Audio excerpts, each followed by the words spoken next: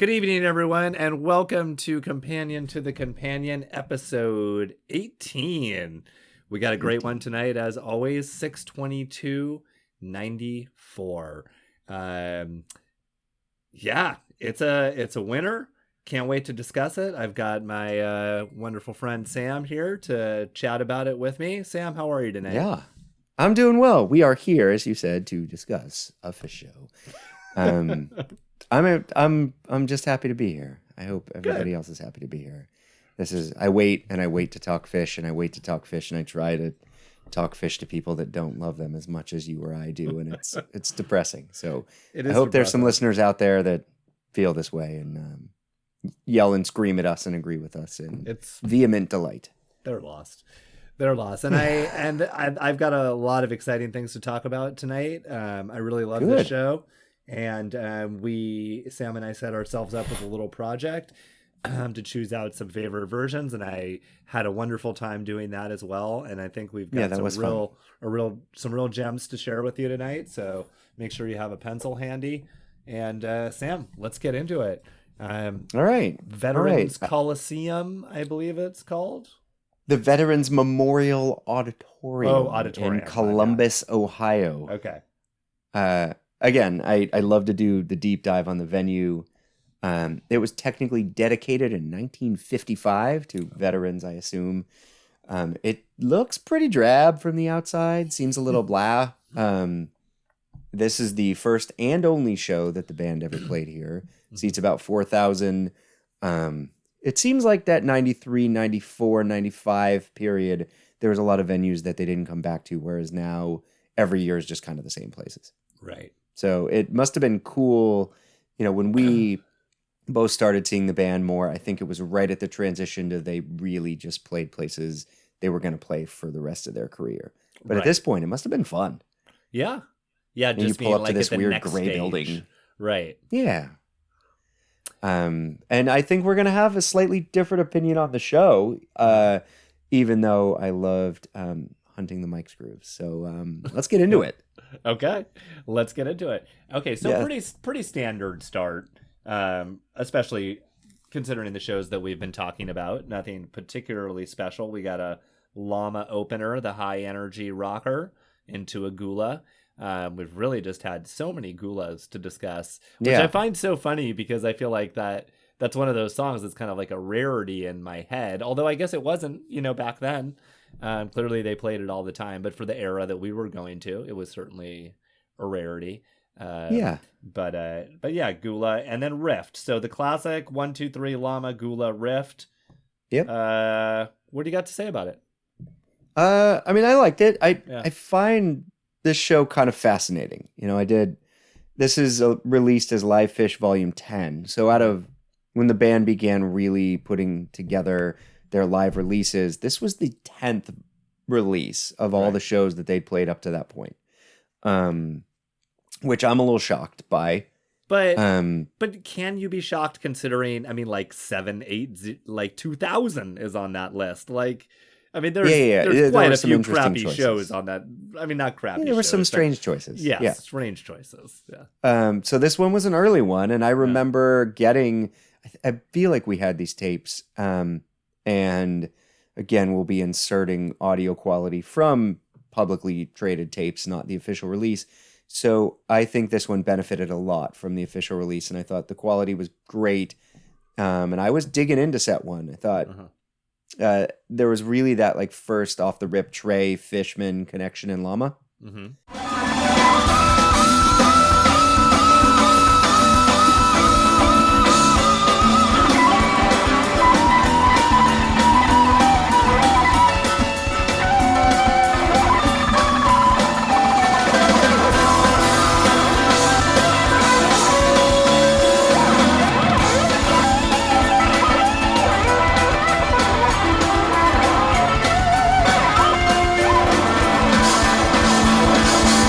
I love when they start snapping notes together, and their connection really was special at this point. And Gula was fine, and Rift was really great. There was a lot of weird higher melodic notes in Rift. It was a good high energy opener. I think akin to a lot of what we've heard and we're probably going to hear over the next few shows, but really great. Mm-hmm. Good energetic start. This show's got great energy all the way through. It does, yeah. I mean, the first set is pretty standard. I mean, after Rift, we have Gumbo. I don't really have anything to add necessarily to what you said. I kind of went through the first set. I'm like the Stash had a good build, and kind of Strange out of it with a quiet ending to it that I thought was pretty good. But I don't know that there's much to really dig into with this first set. I don't know how you feel. Really. No, I thought that If I Could was really beautiful.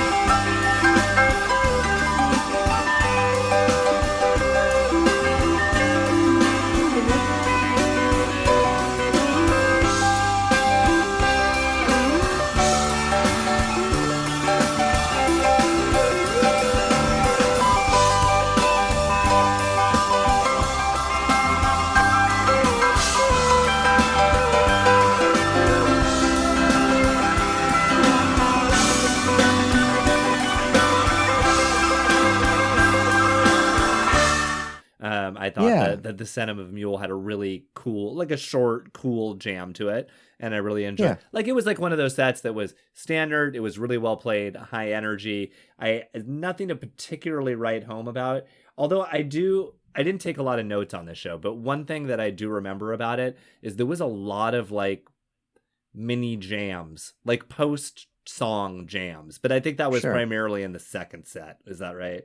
Because I did kind of I listened to it a couple weeks ago. It was somewhat painting within the lines on this, but I had a conversation at work just tonight with a fellow coworker who's also a musician and loves music, but really doesn't gets Phish, but not a big fan and doesn't like improvising per se, right? And really detests jam bands. And I think shockingly, I'm a giant Phish fan, but I also detest a lot of jam bands, although I love improvising. It's a weird thing to get into. Right. But music for me is all about songs. And I was making the case that a lot of modern jam bands begin improvising right away. Right. And I think that this first set is a great example of how hard this band worked for so many years to be a tight, solid, just a rock solid band with really difficult playing, really difficult sections that they could plow through with intricacy and little tight moments of improvisation without getting too far out there and not losing the audience. Right. I mean, they were a rock and roll band before they played 4-song second sets. Yeah. And spent a large part of their career doing that, and then eventually built up a fan base that allowed them to have the freedom.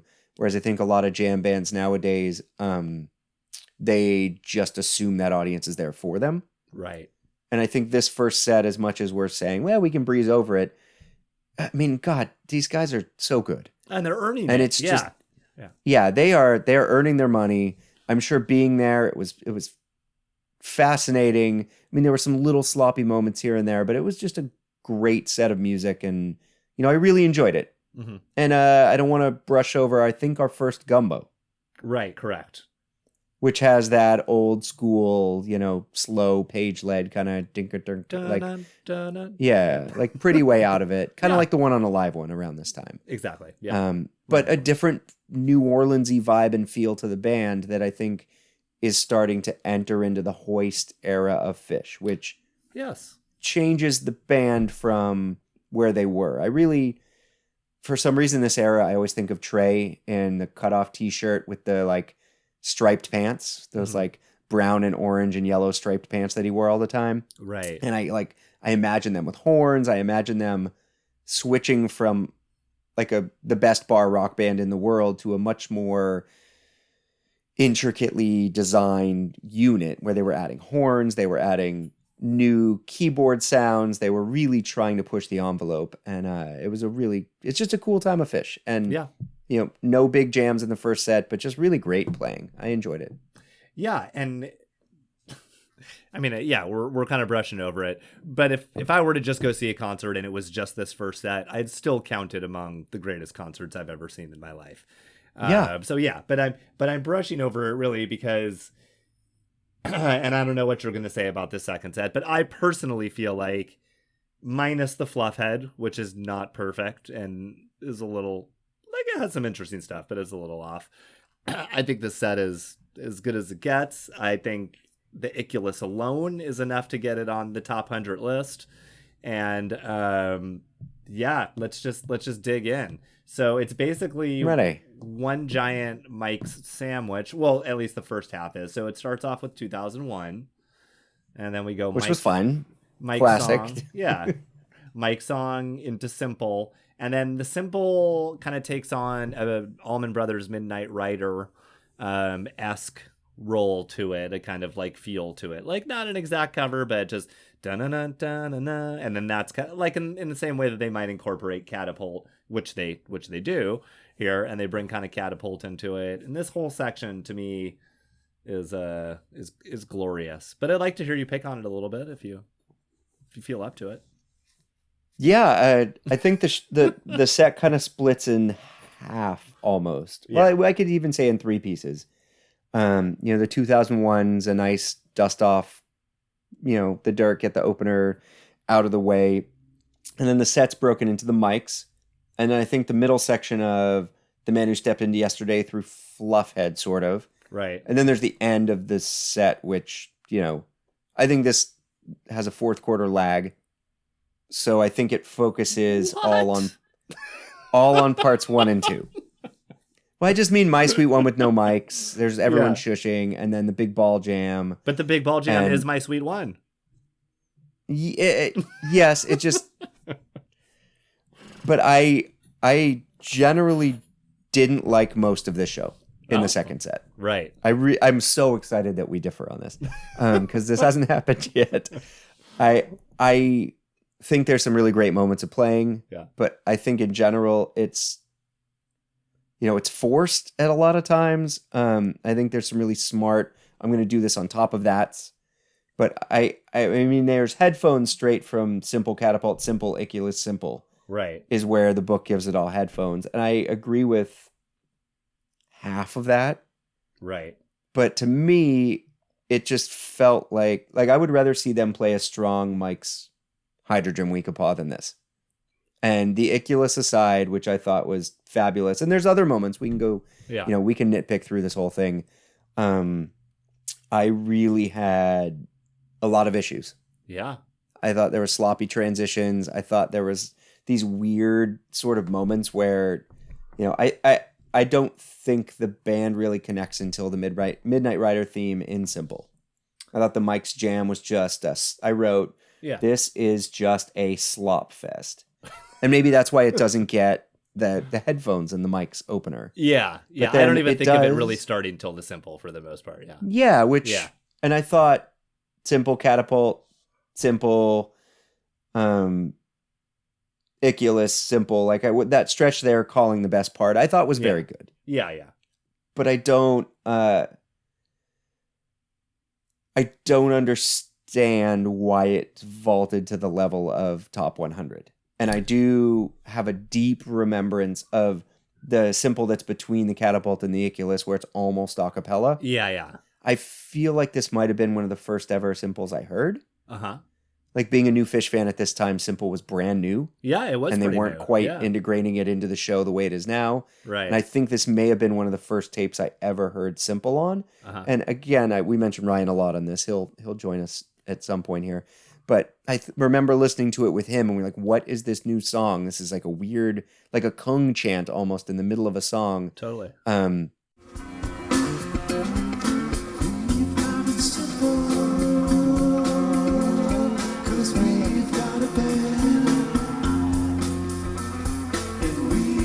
Simples in the band. We've got it simple, 'cause we've got a band.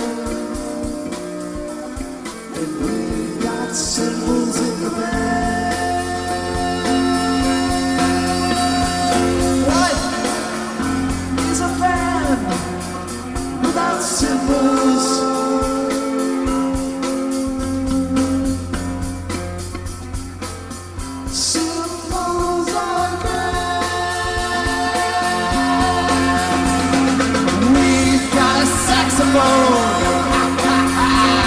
Cause we've got a band,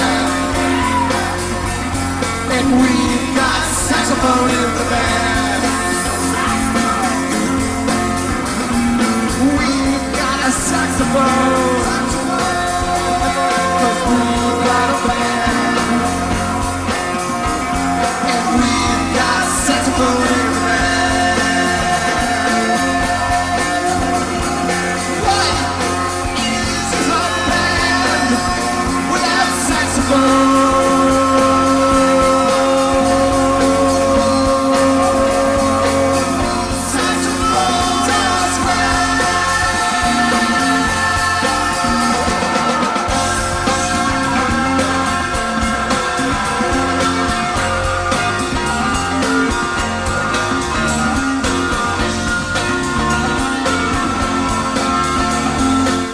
And I think the band's experimentation of that and throwing it into this was brave and interesting. I just, from an improvisational level, I think about some of those 93 shows we've done, and I think about, we're about to hit 7/8 and 7/16 94, which are glorious improvisational masterpieces in many ways, that this seems more like they're grasping rather than flowing. Right.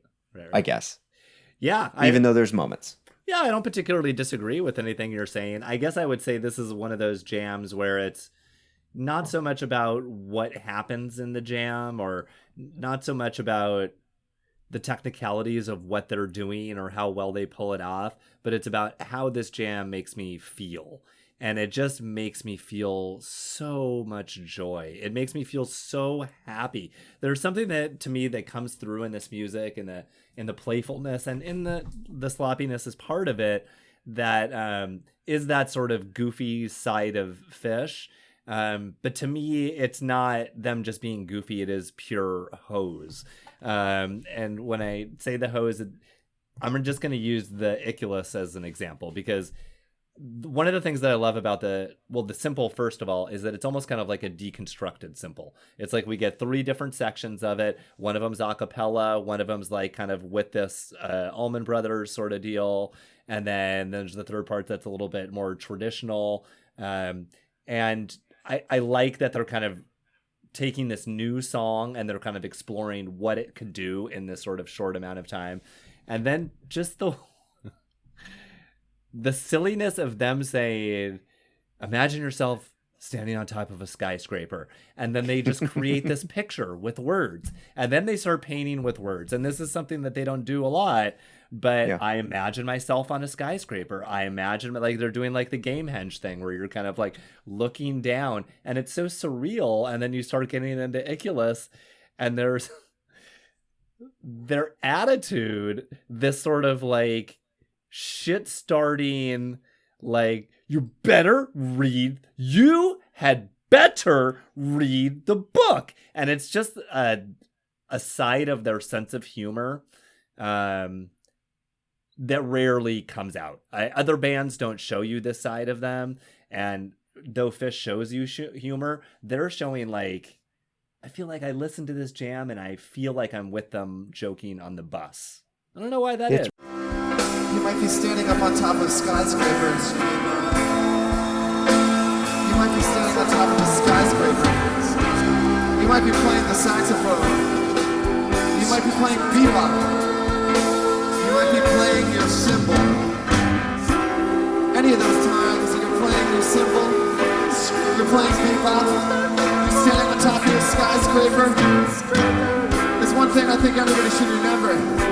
Even if you're playing in the NBA Finals and you're leading by 5 points, it doesn't do any good if you didn't start with one special thing. Just remember any of those times that you damn well better have read the fucking book. You know what I'm talking about? I don't care who you are. You can be Kareem, Hakeem, Shalim, any of those people. But you better read the book. You better read the book. You had better read the book. What? Yeah, you know what book I'm talking about? What? You think you're too good for the book? You think you can go through life without reading the book? You think you can just float around and do all those things that you do? You know, floating around, causing trouble, doing this kind of thing, doing that kind of thing. But you're nothing without reading the book. Nothing. You are nothing. You are nothing without reading the book. But if you can read the book, if you can read the book, your life will be different. Because you'll have meaning, you'll know. Help me out! Everybody help me out here!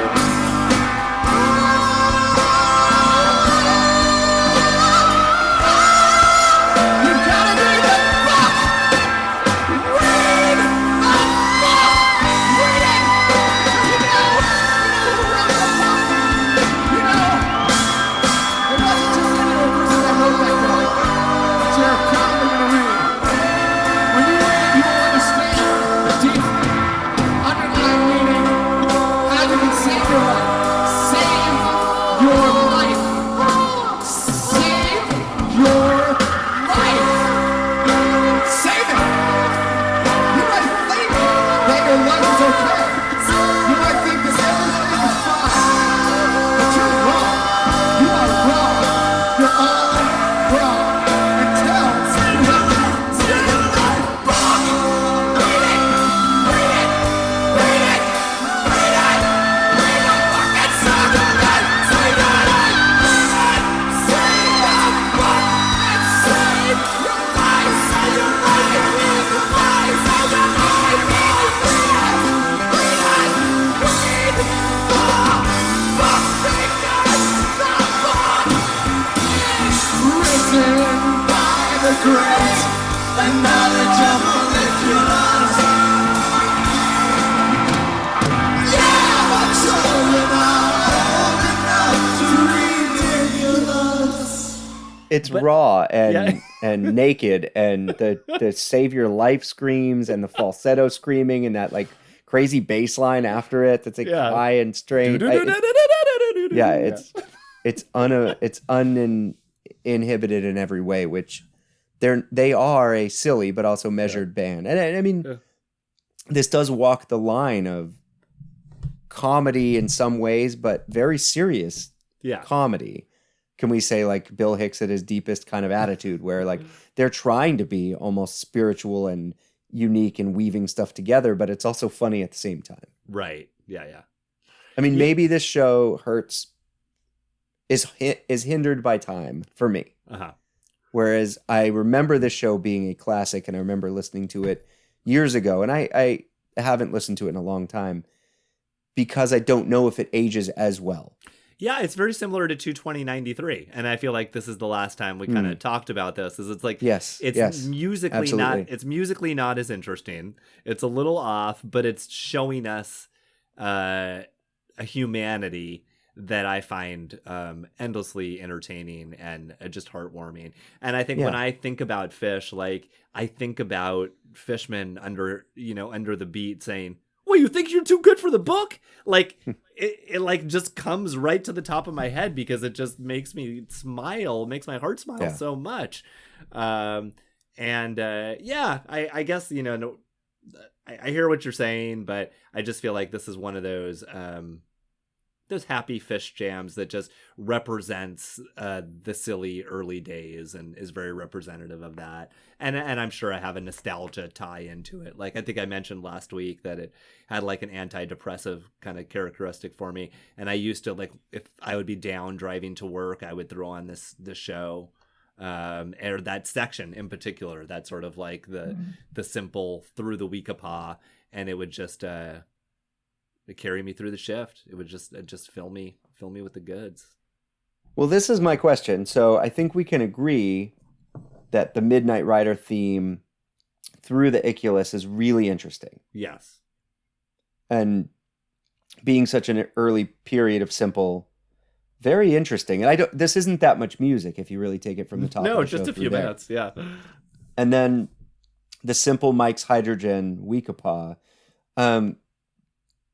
The Simple Mike's section there, I didn't really love. I just wrote okay. Yeah.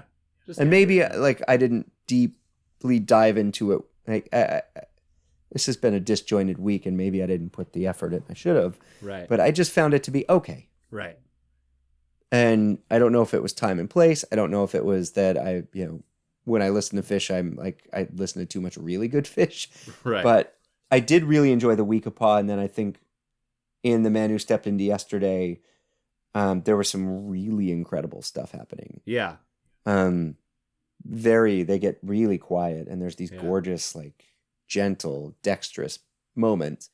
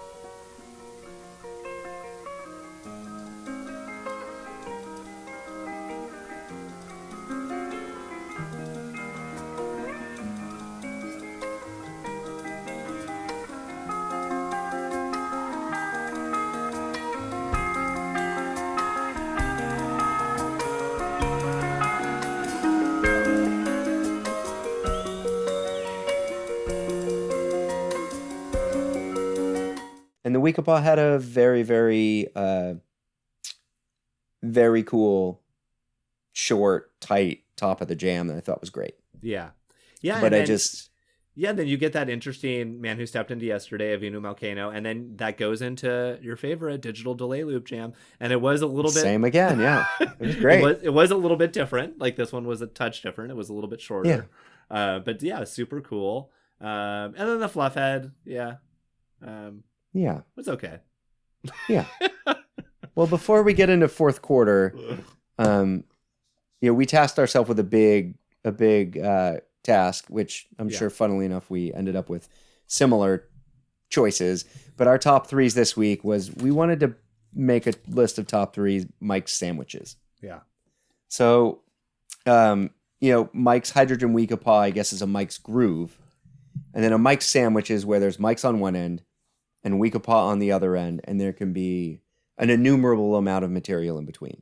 Correct. I'm just gonna how I interpret this. If it's Mike's and Weekapaw with only one song in between, it's just a Mike's Groove. That's not a Mike's Sandwich. Okay, I like that. And also, if it's a Mike's Simple Hydrogen Weekapaw, that's also a Mike's Groove. That is not a Mike's Sandwich. This is the nerdiest shit ever. I love this. Because I feel like Mike's Simple Hydrogen that's like that's classic at this point. Yep. So those were my standards, and I have to say, I did not think this was going to be quite as impossible as it was. I had so much fun. Oh yeah, I mean, I think that's kind of part of the problem is that like I went into it kind of thinking, oh, well, this is one of the greatest Mike sandwiches of all time. But by the time I finished doing my research, I was like, nah. I don't know how you're just not going to 97, frankly. I don't. I know. Well, see, that was my problem. Is my list of 3, 2 of them are going to be shows we're going to be discussing later. So I do want to discuss them now. Yeah, and I want to push everyone to listen to them. But there are also shows we're going to spend full episodes on later. Right. So I hunted really hard to find at least one of the 3 that is not. Okay. It is a show we've discussed before. And I really tried. I tried to seek out other ones, but I was enamored by, my favorites. So I wanted to be true to form and stick with my favorites. So. Well, you go first. All right. Well, we were very much enjoying the late November into December fall 96 tour on the West Coast, which I will never stop talking about how underrated it is. And once we get to that period here, I will vehemently discuss how a couple of those shows should be on this list and aren't. Yes. I think that the 12/4/96 in San Diego, which we were right up front for and was such a special night, hometown show, was a gorgeous, gorgeous Mike's sandwich. Yes. But didn't quite beat out the next show at the Aladdin Theater in Las Vegas. Correct. So as much as I'd love to say it's 12/4, it's going to be 12/6. That's so funny. 12/6/96. Sam and I tied on this one. These were the 2. I also had the same trouble with myself. And as much as I just love the kind of uniqueness of the Mike Jam in the San Diego show, and there is a little lightning machine gun, lightning tray, whatever you want to call them, in the week of there's Pop, so much great stuff. that I just thought that Caspian, Life on Mars snuck in the middle. There's great playing, but it didn't flow anything like the Mike's simple Harry Hood Week of Paw from the Aladdin. And that simple is one of my hands down favorite all time jams. So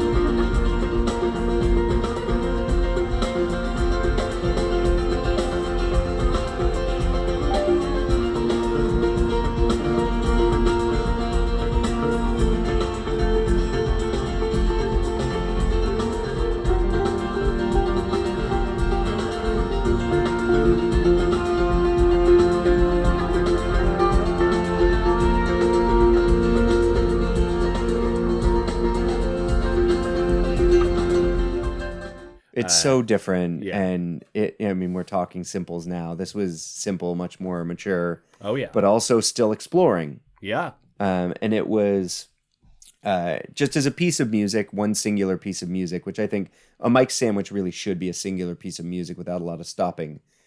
Which the one we're discussing at this show was 12/6 also is just a singular piece of gorgeous music. Yes, absolutely. It's a suite. Indeed. Sweet. Yeah. Sweet. A suite.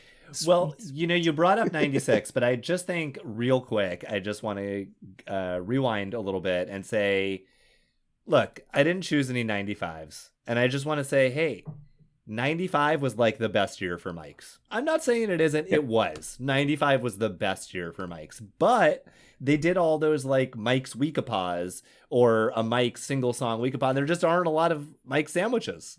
And even just a good Mike's Hydrogen Weekapaw. There were some incredible ones. Yes. So no 95s made my list, but I don't want anybody getting mad at me because, yes, I am aware of all the incredible mics in 95. And I listened to a few of them and I was just like, damn, if this had a sandwich in it, holy shit. They get so angular and so dark, and it was a beautiful time. Yeah. So we did 96 and then we jumped in 97. And I would argue that this is the peak of the Mike's sandwich. Yeah, my next two are both 97, so we're there together. Yeah, and I have three choices, or actually I have two for 97 and then I have one for 99. And honestly, I can't choose between these three. So I'm just going to say all three, but I'm going to go after you because I know that two of them are going to be the same. So go ahead and go for it. Well, I'm starting summer and I'm just going to go straight back to Alpine Valley. Absolutely. Yeah. Which hard to argue with. Mike's Ain't Love Funny, Simple, Swept Away Steep, Son of a Mule, Slave, Weekapaw. Was the majority of that set. Yeah. And I mean, I really want, we really reach out to Kevin Shapiro on a consistent basis. I think the audience recordings of this show are solid. I think they sound okay. Yeah. Fuck, I need better sound. Yeah, I totally because agree. Yeah. I would listen to this show constantly. I mean, I still put it on a lot. Yeah. But I mean, constantly. This show is amazing. But this Mike's Groove. So the Ain't Love Funny, which is J.J. Cale, I believe. Am I right? Mm-hmm. The way that it's done out of the mic, like the Mike's Groove jam itself is a beast. And the Ain't Love Funny is so gorgeous. And there's this beautiful Mike sort of bass-led push, and then the whole band, just this melodic breath of fresh air. In the way it goes into the Simple, just that transition from Ain't Love Funny into Simple, I mean, makes this, beyond all the gorgeous music that exists in the sandwich, makes this thing. Like, it is the power of when they actually hammer into Simple. Like, just tearing the roof off a giant out. I mean, that place seats like 35,000 people. Yeah. And like the roof is gone from that shit. It is. Right.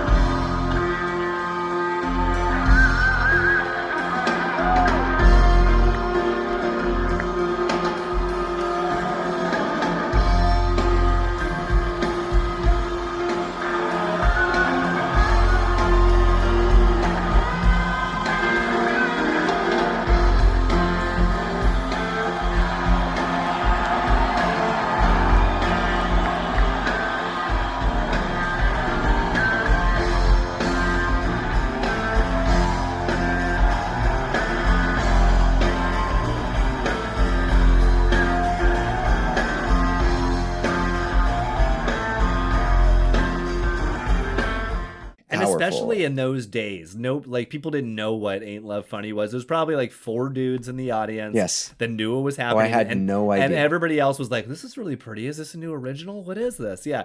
So like you can kind of put that into perspective too. I thought it was wonderful and I love that cover. I do think that just as an individual performance, it kind of pales in comparison to the 217 one. I believe that's the other one, but it's still just like an awesome place for it. I'd love to hear it in the middle of that sandwich again.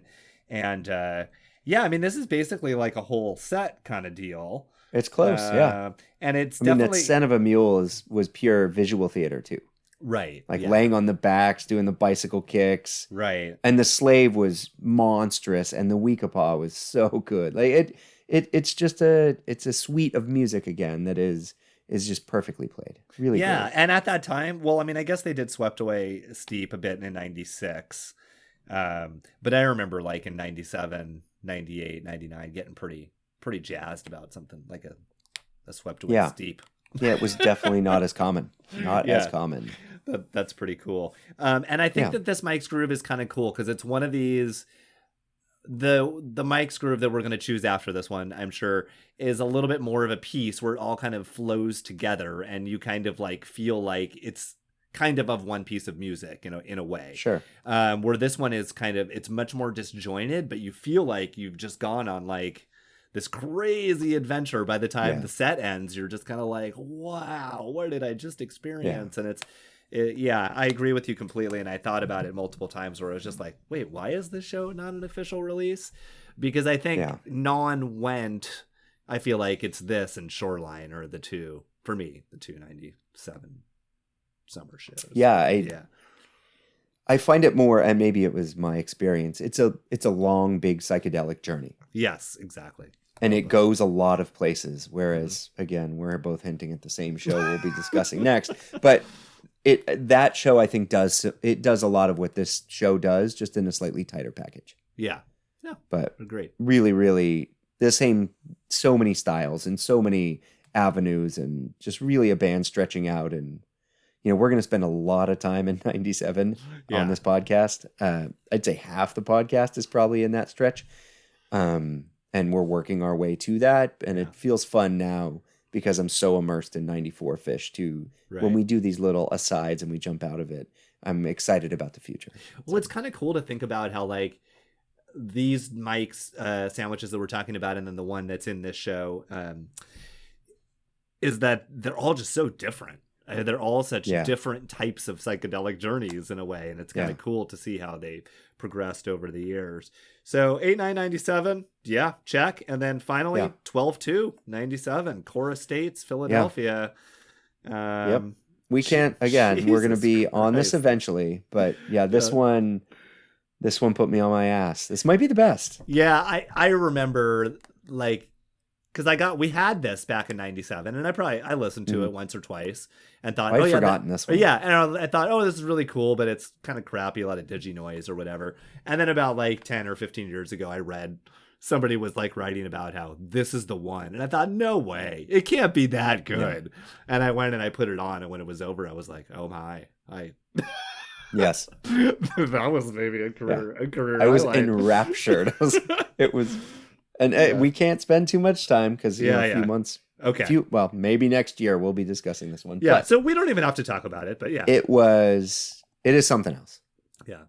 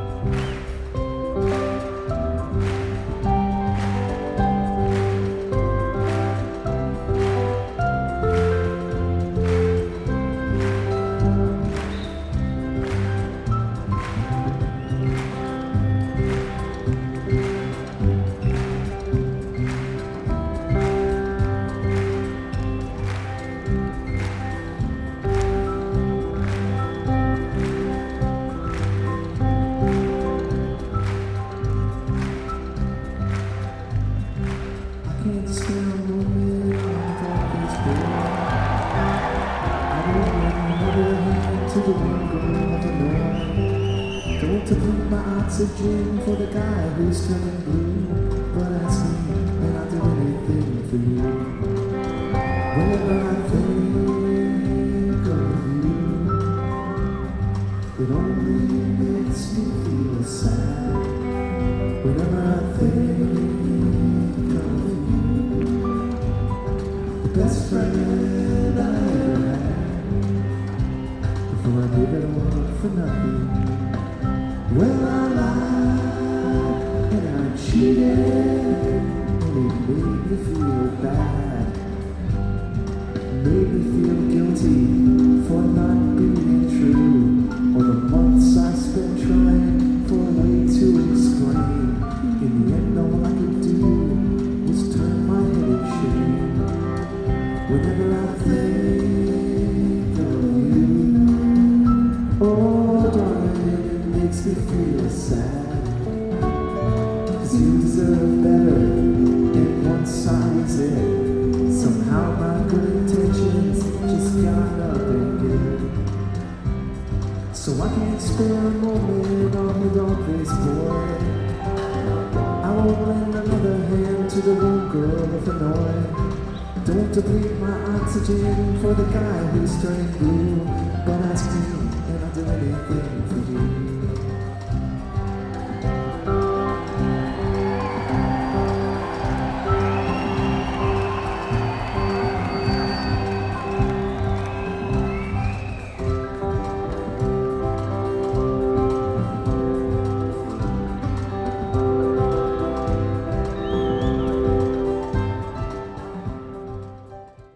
Seek it out. And I found some pretty good recordings of it. Very listenable, very enjoyable. But again, Kevin. Yeah. Drop it down, bud. Totally. And then my yeah, come on, Kevin. My alternate is a 721.99, so we're jumping to 99, and it is of that was on my list. Yeah, it didn't make my top, but yeah, it's good. It's similar to 8.9 and 12.2 in that it's a journey, it's an experience, and it really is. It does kind of leave you with that feeling of, I don't think this could really be any better. That's a good feeling. Yeah. It's a good feeling to have. Yeah, I kind of made a list of ones I remembered and ones that were discussed, and I worked backwards. So I actually started in 99. I did 929. I did 721. I kind of worked backwards. Oh, I didn't make it to 929. What'd you think? It was very good. Yeah, they were all very good. Yeah. I thought about Slip, Stitch, and Pass, but then I realized, the 3-1-97. That's a little. It kind of falls into what you were saying, where it's almost like it is a composed piece, but because there isn't really a sandwich, it's almost a Mike's Groove rather than a Mike's Sandwich. So, I very much enjoyed this whole game of finding the right ones, and it's really funny that there's so many out there, we ended up here. Yeah, and I did some research on the beginning. 2493, Mike's The Man Who Stepped In. It's the Man Who Stepped Into Yesterday, Avinu, Man Who Stepped Into Yesterday, Weekapaw. Right. Which again is almost a Mike's Groove, but that was the first real stepping outside of this. Yeah. So, between 93 and 96, there wasn't a ton of non-traditional Mikes. No, there wasn't. I mean, I did 7-2-94, which was awesome. Or was it 95? I can't remember. I know it was 94. 7-2-94, right? Yeah. Because, Weekapaw was kind of crazy in 94. Like, in 93, it was all super tight. And then in 94, they started stretching it out to like 8 to 10 minutes sometimes and getting a little atonal in there. Kind of like 12-28-94 comes to mind. Sure. That's a really cool one. So, yeah, it's fun to kind of think about all the periods it's been through. Well, all right. I think we did the Mike sandwiches. Shall we? Yeah, Mike sandwiches. On this fourth quarter here. Well, here's my deal. So after our average fluff head, average great. Let's call it average great, because it really, the Arrival I love. I mean, fluff head Arrival is just, it's pure joy every time. Yeah. This one was great, and then, beyond the Jesus Left Chicago, I'm a little stumped. To convince me. Well, I thought the sample in a jar was just like smoking hot. It was great. The Jesus and the sample was great set closer. Yeah, just like a huge big energy finish. But yeah, like no big jams or anything. But I generally, when I see Big Ball Jam on a set list, I think and I really loved the way they did the kind of acoustic My Sweet One into playing the My Sweet One and the Big Ball Jam, and then having it be like My Sweet One kind of improvised with the ball. And I thought that was really fun to listen to.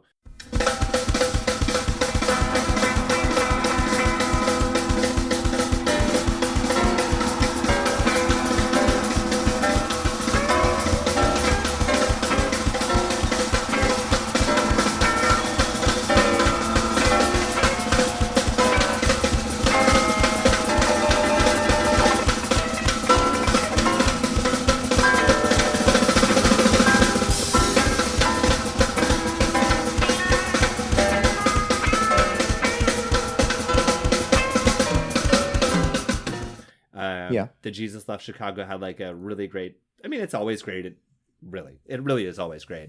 But Paige had a great solo, and so did Trey. And then I think it had one of those post jams in there. I can't be sure, but I think there was a little improv in between Jesus Left Chicago and Sample in a Jar. I'm seeing an arrow here, and I think that's what it means. And so I liked that too, like a little teeny little improv late in the game. And then I think there was something about Mike's bass in Sample in a Jar that kind of lit me up a little bit. And then it was a great finisher. Yeah. And then I thought the Carolina Cavern was also. Wait, what did they do in Cavern? They got really silly. Were they screaming? What were they doing? Something happened. It was just big energy again. Big energy. Okay. Yeah. So yeah, I think they just kind of had the. I was in the mood to have like listen to Playful Phish and to be like, I'm rocking out Silly Phish, and I think it just kind of itched that scratch. Yeah, I got a little, and maybe it's because I don't know why, but between after Fluffhead, I was like, okay, well, I'm excited to hear. We don't hear much My Sweet One. Let's see what's gonna happen. Right. And because it was no mics and kind of a small venue, all it was people shushing. That's all I heard. Yeah, that's right. It was just like people yelling at each other and people shushing, and I guess both that and Carolina, as much as it's awesome the band does that. Yeah. And being in the audience at that time, it is pretty cool to watch a band do that. And it shows off their dynamic range, and it shows off their abilities as a different type of musician rather than, Sample in a Jar into Carolina, basically. I mean, there's a little break there, but that's as juxtaposed as you can be in volume and in, attitude and tone. Totally. The shushing and the yelling and the screaming and the people yelling songs, and like it just kind of rubbed me the wrong way. I mean, it wasn't as bad as announcing sports scores, but it still was like, I was just gonna ask. It kind of had that vibe. If the sports score, because they did announce sports scores. Yes, so but it was just as bad.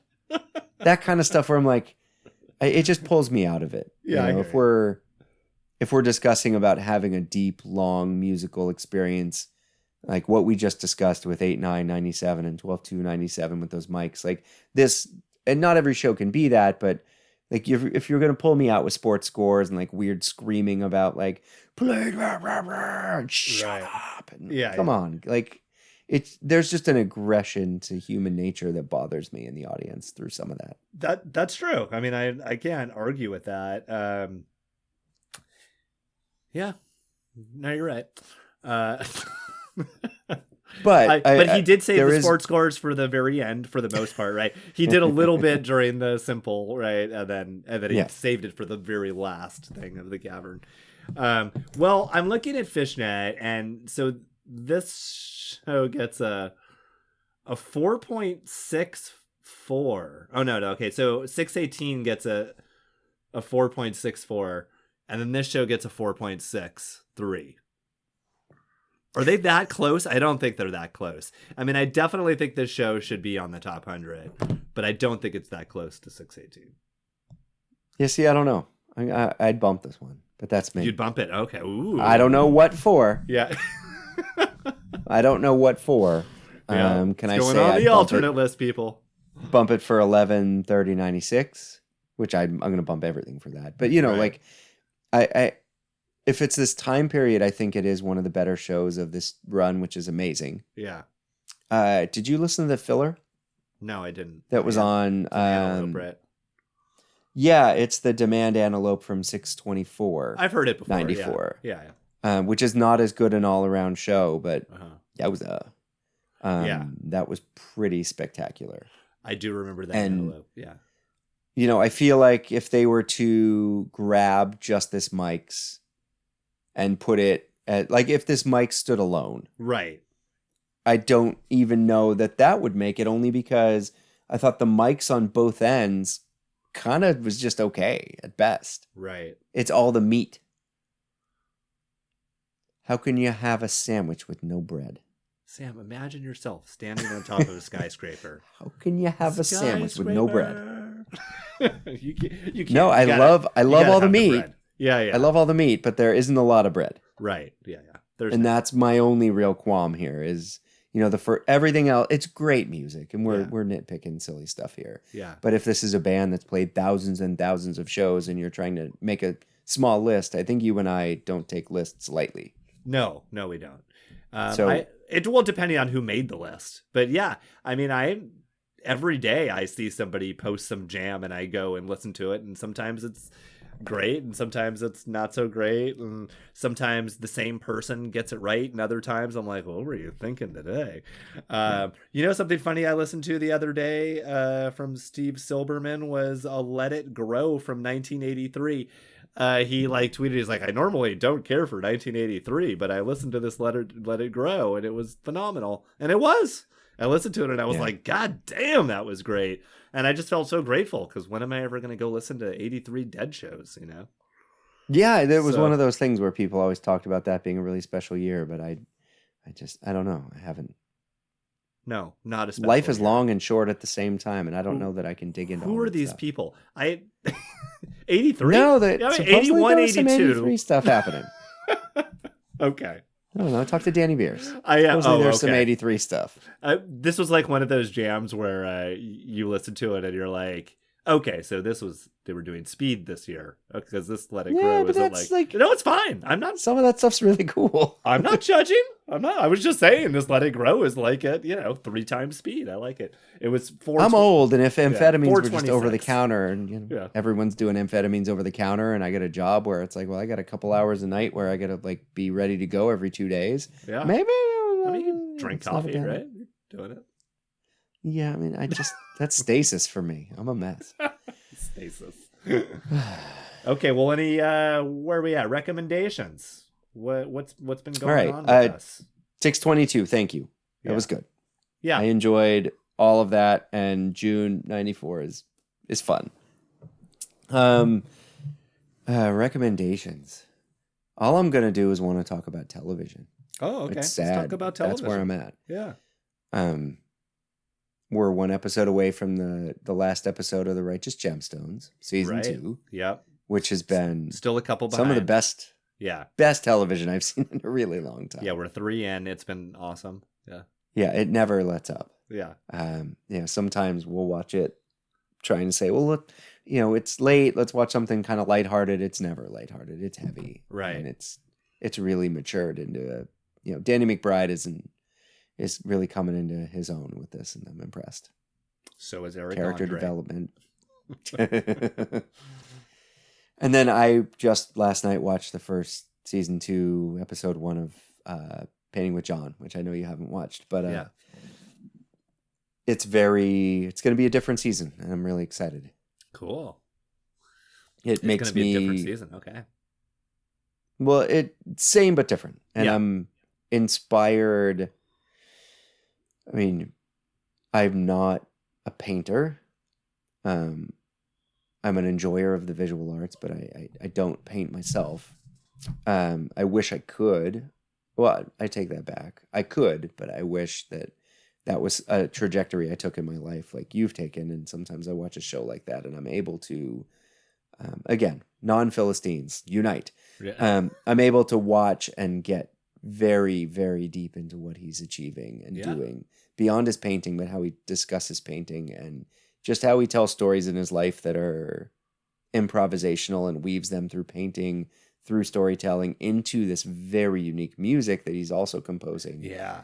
And into the visual milieu of art and film combining with it's just so many art forms at once you feel beaten over the head. Yeah, he's really doing the multimedia experience with that show. Yeah, and I think at the core of it, you just see John. Right. And I think that's what Fishing with John was in a much more rudimentary form, which we used to be such fans of and still are. But, when we saw that, we're like, what is this? Yeah. I think this is that just done in such a more mature and beautiful way. And I think his visual artwork really stands out in a beautiful way this season so far. And I mean, it's gorgeous stuff. Cool. It made me very soothed. I'm going to try and watch it tonight. Good. I was very soothed and needed it. It's been, life can be trying, and it's been really great. Well, speaking of soothing, I watched Apocalypse Now last week. So soothing. Any recommendations? Let's see. I don't have a lot of TV going on right now. I'm just like Sam watching the Gemstones. I'm assuming we've all listened to Big Thief's new album. We've done that. No? Check that out. Yeah. I liked Beach House's new record too. Like I'm trying to connect to everything going on. I think it was this week Eli Paperboy Reed's new record's coming out. There's some really good singles from the Fearless Flyers. Yep. Three of them, I think, released. Yeah, I think there's 3 singles, yeah.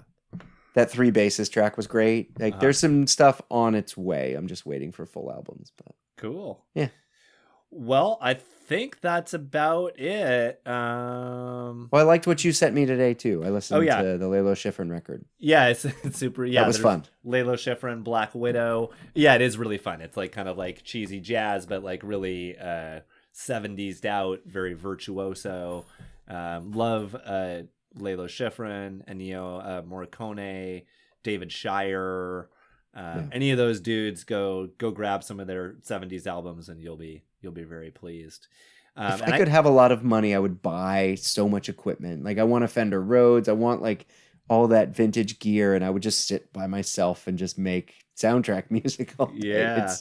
It's really fun. Guys, I just want to brag to you about Sam real quick. He made this awesome mix last week that he gave me, and I just like loved so much stuff on it. I made my own mix and I stole a bunch of songs from him. But a couple that I just wanted to bring up. This Lee Michaels, Heidi High, great song. Oh yeah, that is really cool. Oh, love it. Let Yourself Go, Syl Johnson, Jimmy McGriff, Groove Grease, The Red Walls, You'll Never Know, fantastic. The Red Walls were a really cool find. Yeah, I really like. I mean, I there's a limit, but I really enjoy their music. It's really good. That whole album's really good. And I've listened to the song before, but it just for some reason when Sam had it on his mix, it really stood out to me. Night Watchman by Tom Petty and the Heartbreakers. Go listen to that one. That's a fucking great song. Yeah, that's a sneaker. And then this guy Andy Pratt, who he sounds kind of like the Bee Gees a little bit. Kind of like the Scissor Sisters. It's like he ended up becoming a Christian rock musician, and he led the flock later in life. But he has like 2 records before that went nowhere when he put them out. But that album's one of them, and I really like that track. And there's some cool stuff on both of those albums. Yeah, there was a few good songs, and then a few weird ones. And then last time we were talking about the Mind Left Body Jam and the Paul Kantner Grace Slick album. Which is called, what is it called again, Sam?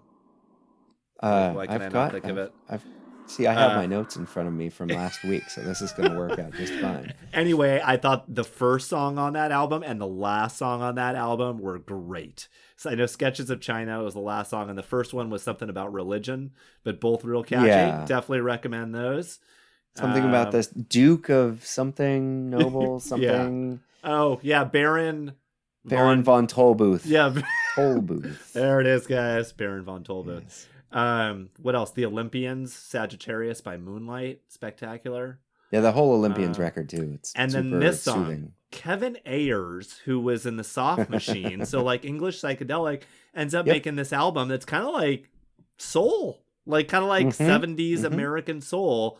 And the song "When Your Parents Go to Sleep," and we had a couple of friends over, like some kids. It's a little creepy, but really great. No, it's great. Like I had it on, and there were other adults in the room, and this other couple was like, "What is this song? I love it." And then they went home and they listened to this whole album. They texted me back like, "I've been listening to Kevin Ayers all week. Thank you so much." So Sam, coming right back to you. Oh, that feels good. I had someone tell me today that a person in front of them in the grocery line bought their groceries for them, Uh-huh. or behind them. They said, "Hey, I know this isn't weird." They were in their 20s and said, "I know this seems weird, but I'm just going to pay for your groceries. It's a thing that I do every now and then Yeah. because I feel like there needs to be more good in the world, and I'm trying to put good in the world out there. And if you just pay it forward sometime, like, go ahead. But this is what, like, there needs to be more of this in the world." Right. And if sending music through you to other parents who enjoy that, I feel like these tiny little things are the least we can do. Oh, absolutely. Yeah, I love it. I plan on going to school tomorrow morning and telling one of the other dads he needs to listen to Electric Bird by Donald Byrd. Oh, good. Yes. I met a guy who's a Navy musician. He's in a Navy jazz band. Oh, cool. And he joined the Navy jazz band because all the other armed forces force you to be a soldier first, but the Navy allows you to be a musician first. So he plays in a quartet, and he is started like a funk band that plays, and he's kind of gotten these new guys, and he's like, they're not so good yet, but he's like, do you like Lettuce, or do you like Wolfpack? I'm like, of course, I fucking love him, you know. So he's my new bud. I'm gonna see, and I thought, I'm like, I want to turn him on to an album I think maybe he hasn't heard, so I'm gonna go with that one. If you have any other suggestions, you let me know. In the last year, I don't remember when, but some point during the long quar, I did a Lay on My Back full volume on vinyl Electric Bird, which was something special. Yeah, it really is something special, that album. Yeah. What's he play? Saxophone. Well, he plays baritone sax, but I think it sounds like he plays all the instruments, but that is his primary instrument. Okay. Yeah. Think about it. Yeah. Okay. Great. Well, that was our shortest episode to date, I believe. Everybody. Possibly. Yeah. Yeah, I mean, we're 18 in, and this show, like I said, it's, as far as hours of music, it had a shorter, truncated part that needed some deep dive. Right. Whereas I think the next at least 3 here, I mean, I'm not thinking beyond that. We're gonna have some longers. Cool. So next episode 19 is coming at us, which is Game Hoist. Ooh. Yeah, it's coming. All right. Well, it was wonderful talking to you as always, Sam. And take care, everyone. We'll see you soon. Yeah, have a good day, good night, wherever you are, and we'll see you at episode 19 soon. All right. Bye, everyone. Bye.